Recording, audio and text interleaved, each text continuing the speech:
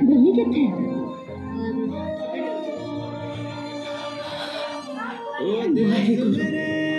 तुम मुझे नहीं जानते।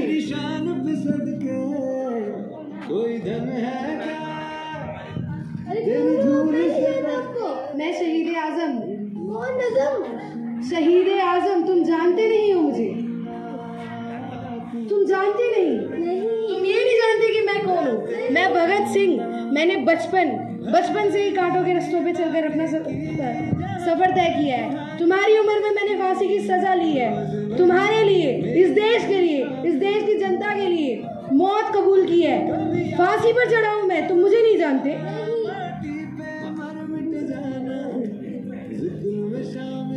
अब आप कौन हैं?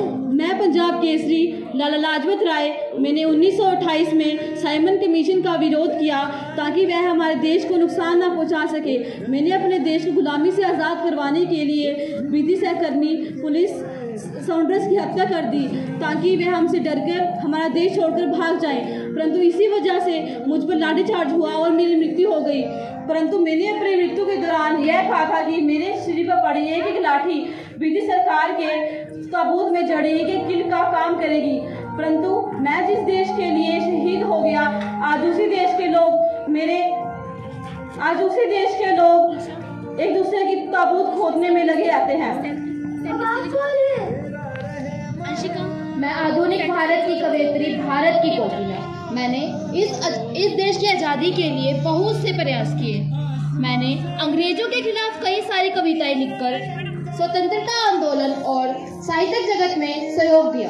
मैंने अपने आप को इस देश के लिए समर्पित कर दिया। मैं संयुक्त प्रांत की पहली महिला गवर्नर और कांग्रेस की सदस्य रहकर मैंने इस देश की सेवा की।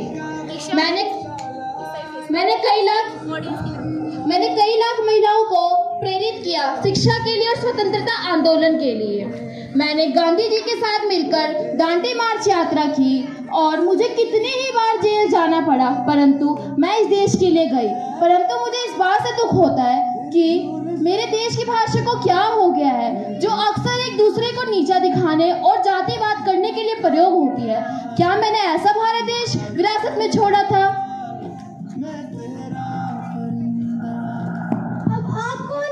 मैं अब्दुल गफ्फार खान। जब भी हमारे गांव में कोई आता तो मैं और मेरा बापू मिलकर उनके लिए खाने की व्यवस्था करते। कितनी बार इस देश को बचाने के लिए मैं जेल गया, कितनी बार इन लोहे की जंजीर को मैंने स्वीकारा है। मैं चाहता तो हिंदू और मुस्लिम के बीच में फूट पड़वा सकता था, किंतु नहीं, मैंने ऐसा नहीं किया। मैं गांधी जी के आदर्शों पर चलने वाला व्यक्ति था। आप कौन हैं? मैं एनी बेसेंट। मैं तो इस देश की भी नहीं थी, पर इस देश की मिट्टी ने मुझ में कुछ ऐसा जादू किया कि मुझे इस भारत की ओर ही खींच लिया। मेरा जन्म इंग्लैंड में हुआ था, पर मैं अपनी मातृभूमि भारत को ही मानती थी। मैंने साड़ी पहनी, जमीन पर बैठकर खाना खाया, सिर्फ और सिर्फ इस देश की संस्कृति को अपनाने के लिए। मैंने जाति प्रथा, विधवा प्रथा, सती प्रथा जैसी प्रथाओं को दूर करने के लिए ब्रदर्स ऑफ सर्विस नामक संस्था खोली। पर दुख इस बात का है कि इस जन्मभूमि में पैदा होने वाले लोग अपने ही देश को छोड़कर दूसरे देशों में जाकर बसते हैं। अपने देश के विकास के बारे में सोचकर दूसरे देश को विकसित बनाते हैं। अब आप कौन हैं? मैं झांसी की रानी लक्ष्मीबाई। मैं गलत थी। मैंने कहा था कि मैं अपनी झांसी नहीं दूंगी, पर मुझे तो यह कहना चाहिए था कि मैं अपना भारत नहीं दूंगी।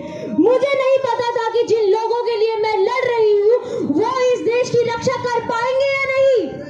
मैं गलत थी जो मैंने ये देश उन लोगों के हवाले कर दिया जो हमेशा से ही स्वार्थी और लालची थे। मैंने इस मातृभूमि के लिए अपने बच्चे को अपनी पीठ पर बांधकर युद्ध लड़ा, परंतु धिक्कार है मुझे इस देश के लोगों पर जिन्हें देशभक्ति शब्द का मतलब ही नहीं पता।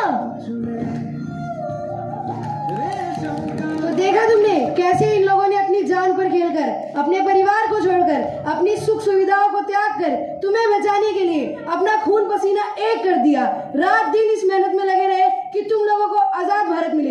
इनकी तो क्या किसी चीज की कदर नहीं है। तुम अपनी कदर तक नहीं करते हो। तुम स्वार्थी हो। क्या तुम दोगे बलिदान इस देश के लिए? क्या तुम सकोगे